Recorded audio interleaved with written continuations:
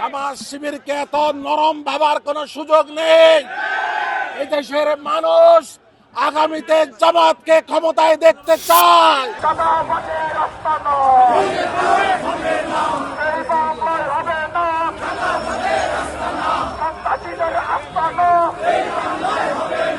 জামাত শিবিরকে এত নরম ভাবার কোনো সুযোগ নেই। এই দেশের মানুষ আগামীতে জামাতকে ক্ষমতায় দেখতে চায়। সুতরাং জামাত সকল প্রস্তুতি নিয়েই আগামী ইলেকশন এবং সন্ত্রাসীদের মোকাবেলা করবে ইনশাআল্লাহ। এই পীরের বাগে জামাতের ঘাঁটি, এই পীরের বাগ শিবিরের ঘাঁটি, এখানে কোন সন্ত্রাসীকে বরদাস্ত করা হবে না। আগামীতে যদি জামাতের দিকে দৃষ্টি দেওয়া হয়, কোন সন্ত্রাসী আচরণ করা হয়, তাহলে শুধু প্রতিবাদ সমাবেশ নয়, দাঁত ভাঙা জবাব দেওয়া।